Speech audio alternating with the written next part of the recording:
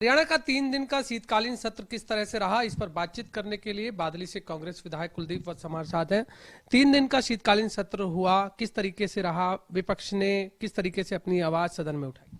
धन्यवाद। एक तो खबर अभी तक देखिए, जो 3 दिन का सत्र था इसमें बहुत बड़े अहम मुद्दे थे जिसपे सरकार बिल्कुल गंभीर नहीं थी। चाहे वो किसानों के मुद्दे थे, चाहे वो बेरोजगारी के मुद्दे थे, चाहे भ्रष्टाचार के मुद्दे थे, चाहे शराब घोटाले थे, चाहे धान घोटाले थे और प्रॉपर्टी आईडी का जो मामला था। तो किसी भी मुद्दे पर गवर्नमेंट ने संतुष्ट जवाब नहीं दिया। आज प्रदेश में सबसे पहले आप ये कहते थे भय भ्रष्टाचार मुक्त प्रशासन। इनके भय और भ्रष्टाचार की बार बार कहते थे हमारी जीरो टॉलरेंस की बात है। हमारे मुद्दे पिछले 3 साल से हम उठाते आ रहे हैं।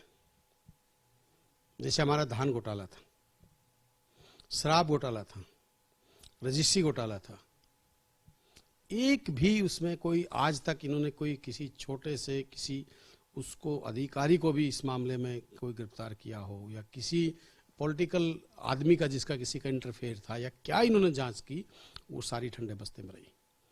और बड़ी शर्म और हैरानी की बात है, जिस प्रकार से ये आंकड़े पेश कर रहे थे कि किसानों की हम आय दुगनी करेंगे।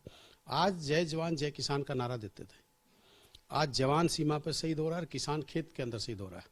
इन्होंने झज्जर का आंकड़ा दिया, मैं पूरे हरियाणा की बात नहीं करता, जिला झज्जर का आंकड़ा दिया कि 16,000 एकड़ फसल खराब हुई है, जो कि बिल्कुल सरासर झूठ है। 17-18 हजार एकड़ करीबन 40 गांव जो मेरे बादली हल्के के हैं, उनकी लगातार 3 साल से फसल तबाह हुई पड़ी है। तो ये करीबन अगर जिला झज्जर की भी मैं बात करता हूं तो 30,000 एकड़ जमीन ऐसी है, 40,000 एकड़ जमीन ऐसी है जो किसानों की नहीं बुरी है। दूसरा, रोडों के जो मुद्दे थे, आदरणीय राहुल गांधी जी की यात्रा थी, हमने राजस्थान बॉर्डर से शुरू की और उधर दिल्ली बॉर्डर तक आए। पहले कहते थे जो सड़क थी, सड़क में गड्ढे होते थे, अब गड्ढों में सड़क है।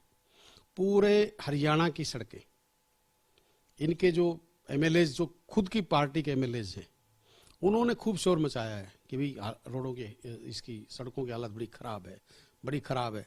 सड़कों के ये कहते हमने इतना बजट लगा दिया। सबसे ज्यादा वहां भ्रष्टाचार हो रहा है। और आज मैं बादली से ढांचा बॉर्डर की पिछले 8 महीने से उसकी लड़ाई लड़ रहा हूं। अभी इन्होंने लिखित में मेरे को आश्वस्त किया है कि हम 31 तक हम इसको पूरा करेंगे। उसके बाद ये भ्रष्टाचार, पंचायती राज का आप देखिए, बड़ी हैरानी की बात है, पंचायत मिनिस्टर ने खुद विधानसभा में ये माना कि हाँ, इस महकमे में पीछे 6-7 साल में बड़े भ्रष्टाचार हुए। तो इनके मंत्री थे ओम प्रकाश धनखड़ जी थे, और मैंने ये मांग पहले ही दिन सदन में उठाई थी कि भाई हमारे ओम प्रकाश धनखड़ जी कहते हैं कि 1600 करोड़ मैंने बादली में लगाए हैं।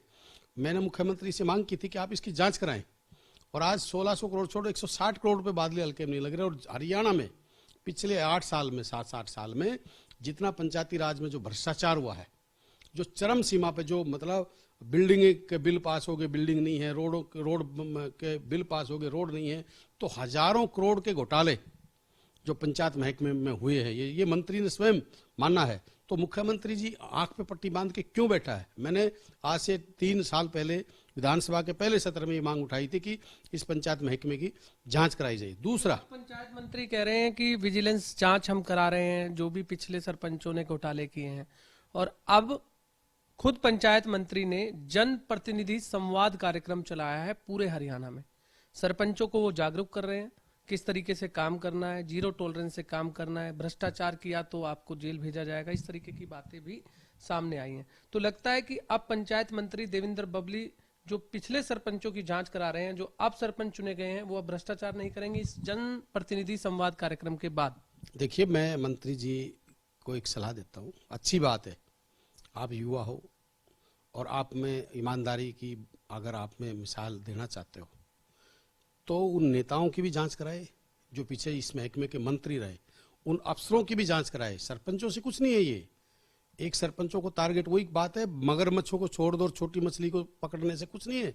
जो इस महकमे के मंत्री थे, इन महकमे के अफसर थे, जिन्होंने बड़े जो घोटाले हुए हैं, मैं मंत्री को बुका दूंगा, उसका स्वागत करूंगा और बादली में बुला के उसका धन्यवाद करूंगा। जो भ्रष्टाचार हुआ है, जो हजारों करोड़ का जो घोटाला पंचायत महकमे में पिछले 7 साल में हुआ है, आप जांच करो, मैं स्वागत करूंगा। पर सरपंचों ने कौन सा घोटाला किया? इनके तो परिवार और इनके तो जो लोग थे, जो दलाली करके साथ करके इन्होंने नेताओं और अफसरों ने मिलकर किया, इनकी जांच होनी चाहिए ना। मैं एक चीज कह रहा हूँ, मैं आपके चैनल के माध्यम से जरूर कह रहा हूँ कि अपना राज आएगा, आम जनता का राज आएगा। जनता की जो गाड़ी कमाई थी, जो लोगों के जो पंचायत को गांव में विकास का पैसा लगना था, जो उसको लूटा गया है, मैं उन अधिकारियों को भी चेतावनी देता हूं और उन नेताओं को भी। और ईमानदारी से ये संकल्प है, ईमानदारी से 1 साल 1.5 साल बाद चौधरी भूपेंद्र हुड्डा चीफ मिनिस्टर बनेंगे, हमारा राज आएगा। ना तो उस अधिकारियों को बख्शेंगे, ना उन नेताओं को बख्शेंगे। इनकी जो ईडी और सीबीआई का इन्हें बड़ा शौक है बोलने का, जांच कराने का। हम किसी गलत आदमी को कभी, जो अच्छे काम कर रहे हैं, जो किसी पार्टी का नेता है, कि कोई अच्छा अफसर, उसका हम सम्मान करेंगे हर तक। जो भ्रष्टाचार में नीचे से ऊपर तक लिप्त हैं, हम कहते हैं उनको जेल भी भेजेंगे, उनके खिलाफ कार्रवाई भी करेंगे। सदन में हमने देखा कि सरकार के विधायक ही काम काजों का आरोप लगा रहे हैं कि उनके क्षेत्र में विकास कार्य नहीं होता है। नैना चौटाला का भी सदन में बयान आया है, उन्होंने कहा है कि मुझे खुद शर्म आती है कि मेरे ही क्षेत्र में स्कूलों में जो अध्यापक नहीं है। किस तरह से देखते हैं? जेजेपी विधायक जोगीराम सिहाग ने भी सरपंचों की ग्रांट का मुद्दा उठाया था कि क्या सरपंच चोर है कि उन्हें केवल 2 लाख रुपए तक की राशि दी जा रही है। इसको किस तरह से देख रही है कांग्रेस? देखिए, मैं वही बात आ रहा था, आपने बीच में रोक दिया। डिप्टी सीएम की माँ है, और देखिए मैं उनका सम्मान करता हूँ, हमारी भी माँ के समान है, बड़ी हमारे इस उम्र में। उन्होंने बहुत अच्छी बात की है और उन्होंने दिल पे हाथ रख के दिल दुख रहा है, क्योंकि वो एक डिप्टी सीएम की माँ होने से पहले एक जनप्रतिनिधि है और उसने ये हालात देखे हैं कि प्रदेश में, चाहे वो स्कूलों की हालात है, चाहे वो हेल्थ की है, चाहे विकास की है, चाहे रोडों की है, उन्होंने खुद देखा है हालात क्या है। तो एक जोगीराम सिहाग की बात नहीं है, बीजेपी के विधायक हमारे साथ बैठ के, वो सदन में मजबूरी है नहीं बोल सकते, उन्होंने भी वो भी इस बात के लिए रोते हैं कि भाई मतलब से वो कोई सा महकमा है उनमें लूट मची हुई है और हमारे काम तक नहीं होते, वो तो मजबूरी में वो वाई लूटते। पर हर एक प्रत्येक विधायक वास्तव में बिल्कुल परेशान है। और जिस प्रकार से एक गरीबों के साथ जो प्रॉपर्टी आईडी के नाम से आपकी, मैंने ये इसके लिए मैंने मुख्यमंत्री से आज भी कहा है और मैंने सदन में रिटर्न में भी दिया है मेरा नंबर, और मैं बोला भी हूं, कुछ ऐसे लोग हैं जो उसकी आईडी थी अपनी, जो इनकम की, वो उसमें बड़ा घोटाला है। जो बीपीएल परिवार है, जो गरीब परिवार है, जिनकी इनकम 1,80,000 की, जो उनकी इनकम 30,000 रुपये भी नहीं है, उनकी 4-4 लाख रुपए इनकम करके, जिनकी इनकम 10 लाख रुपए तक की है, उनकी 1,80,000 से। तो मैं मुख्यमंत्री से मांग की है, मैंने आदरणीय उमाशंकर जी से भी मैंने कहा कि इस प्रॉपर्टी आईडी और ये जो अपना इसमें तो आप इसकी दोबारा जांच कराएं, दोबारा इसका सर्वे किया जाए लोगों के साथ, बड़ा इसमें धोखा और अत्याचार। पोर्टल पर भी आपने मामला उठाया कि पोर्टल पर सरकार चल रही है, कांग्रेस ने कहा है, लेकिन आज मुख्यमंत्री ने उस पोर्टल पर जवाब दिया है कि विपक्ष को एक पोर्टल की क्लास देनी पड़ेगी, तभी उनको ये पोर्टल समझ आएगा।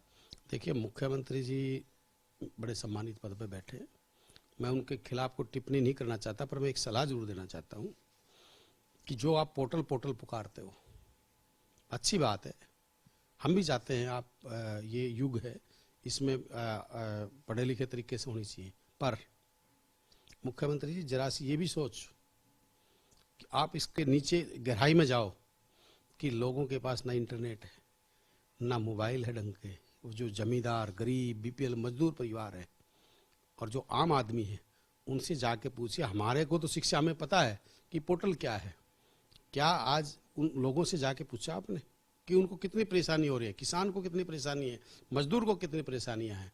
ये चीजें अपने मियाँ मिट्ठू होना एक अच्छी बात है, पर जब कहते हैं सावन के हरे में सब कुछ हरा हरा दिखता है, मुख्यमंत्री जी के चश्मा लगा है इस बात के लिए, तो मुख्यमंत्री को ये होना चाहिए कि लोगों के बीच में जाए, उनकी राय ले। अच्छा, बस ये लास्ट सवाल है कि अभय सिंह चौटाला ने आज सदन में जो शेरो शायरी चली थी, तो उस पर अभय सिंह चौटाला ने कहा है कि ये जो सदन में शेरो शायरी कर रहे हैं, इन मुख्यमंत्री को और जो पूर्व मुख्यमंत्री हैं हुड्डा साहब को किसी मैखाने में जाना चाहिए, इस सदन में इस तरह की शेरो शायरी।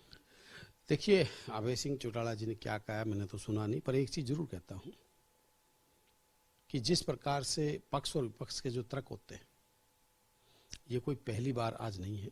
ये लोकसभा, विधानसभा से लेकर लोकसभा तक पक्ष और विपक्ष के आपस की बहसें होती है, तो इसमें कोई गलत चीज़ नहीं है। और अभय सिंह चौटाला जी की मानसिकता किस प्रकार से कह रही है, क्यों कह रही है, वो अभय सिंह चौटाला जाने। पर मैं एक चीज़ जरूर कहता हूँ, विधानसभा में भी हेल्दी चर्चा होने में कोई गुनाह नहीं। बहुत बहुत धन्यवाद। आपने सुना बादली से कांग्रेस विधायक कुलदीप वत्स, जिन्होंने 3 दिन का जो शीतकालीन सत्र रहा उस पर बातचीत की। कैमरामैन ललित के साथ गुलशन ग्रोवर, चंडीगढ़।